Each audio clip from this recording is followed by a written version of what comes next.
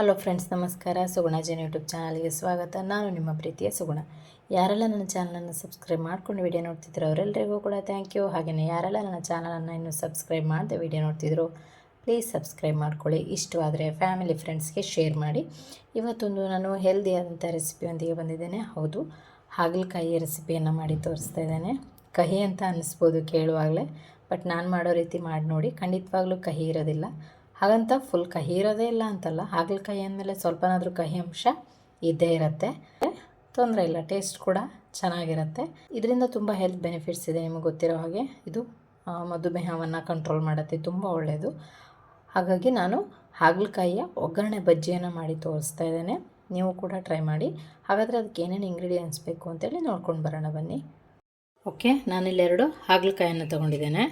ಹಾಗೆಯೇ ಒಂದು ಹಸಿರು ಮೆಣಸಿನ್ಕಾಯನ್ನು ತೊಗೊಂಡಿದ್ದೇನೆ. ಇದು ತುಂಬ ಖಾರ ಇದೆ, ಹಾಗಾಗಿ ಒಂದು ತೊಗೊಂಡಿದ್ದೇನೆ. ಹಾಗೆಯೇ 1 ಕಪ್ ಕಾಯಿ ತುರಿ, ಹಾಗೆಯೇ 1 ಕಪ್ ಆಗುವಷ್ಟು ಈರುಳ್ಳಿಯನ್ನು ತೊಗೊಂಡಿದ್ದೇನೆ.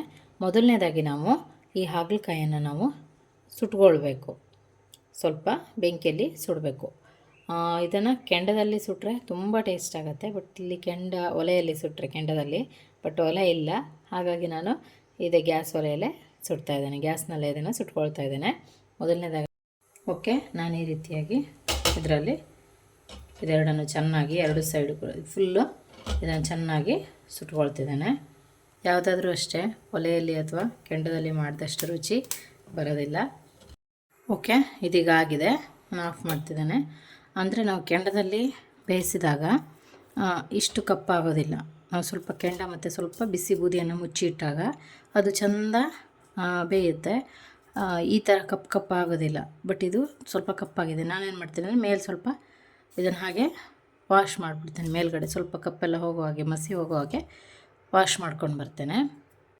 ನೀವು ವಾಶ್ ಕೂಡ ಮಾಡ್ಬೋದು, ಅಥವಾ ಈ ರೀತಿಯಾಗಿ ನಾನು ಮೇಲ್ಗಡೆ ಸ್ವಲ್ಪ ಕಪ್ಪಾಗಿರೋದನ್ನು ತೆಗಿತಾ ಇದ್ದೇನೆ.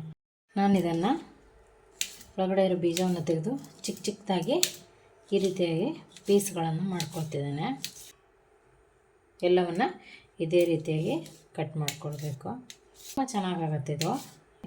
ಯಾವುದು ತುಂಬ ರುಚಿ ಕೊಡುತ್ತೆ. ಈಗ ಚಾಟ್ಸ್ ಐಟಮ್ಗಳೇನು ರುಚಿ ಕೊಡುತ್ತೆ, ಅದು ದೇಹಕ್ಕೆ ಅಷ್ಟೊಂದು ಒಳ್ಳೆಯದಲ್ಲ.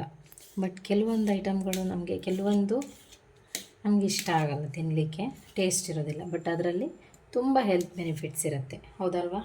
ಈಗ ಹಾಗಲಕಾಯಿಯೂ ಅಷ್ಟೇ, ಇದರಿಂದ ತುಂಬ ಹೆಲ್ತ್ ಬೆನಿಫಿಟ್ಸ್ ಇದೆ ಅಲ್ವಾ? ಓಕೆ, ನಾನು ಈ ರೀತಿಯಾಗಿ ಇದನ್ನು ಕಟ್ ಮಾಡಿ ಇಟ್ಕೊಂಡಿದ್ದೇನೆ. ಹೀಗೆ ಚಿಕ್ಕದಾಗಿ ಇಷ್ಟು ಚಿಕ್ಕದಾಗಿ ನಾನು ಕಟ್ ಮಾಡಿ ಇಟ್ಕೊಂಡಿದ್ದೇನೆ. ಅದ್ರಲ್ಲಿ ಮಾಡ್ತೇವೋ ಆ ಒಂದು ಬೌಲ್ಗೆ ಕೊಟ್ಕೊಳ್ತೇನೆ. ನಾನು ಒಂದು ಹಸಿರು ಮೆಣಸಿನ್ಕಾಯಿ ತೊಗೊಂಡಿದ್ದೆ, ಅದನ್ನು ಚೆನ್ನಾಗಿ ಈ ರೀತಿಯಾಗಿ ಕಟ್ ಮಾಡ್ತಿದ್ದೇನೆ. ಸ್ವಲ್ಪ ಉಪ್ಪನ್ನು ಹಾಕ್ತಾಯಿದ್ದೇನೆ. ಈಗ ಇದನ್ನು ಚೆನ್ನಾಗಿ ಸ್ವಲ್ಪ ಕಾಯನ್ನು ಮಿಕ್ಸ್ ಮಾಡಿಕೊಡಿ. ಕಾಯಿ ತುರಿಯನ್ನು ಹಾಕ್ಕೊಂಡು ಚೆನ್ನಾಗಿ ಇದನ್ನು ಈ ರೀತಿಯಾಗಿ ಓಕೆ ನೋಡ್ಬೋದು, ಈ ರೀತಿಯಾಗಿ ಮಿಕ್ಸ್ ಮಾಡ್ತಿದ್ದೇನೆ. ಈಗ ಇದನ್ನು ಸಹ ಈ ಹಾಗಲಕಾಯಿಗೆ ಹಾಕ್ಕೊಳ್ತಿದ್ದೇನೆ. ನಾವು ಕಾಯಿ ತುರಿ ಏನು ತೊಗೊಂಡಿದ್ವಿ ಇದೆಲ್ಲವನ್ನು ಹಾಕ್ಕೊಳ್ತಿದ್ದೇನೆ.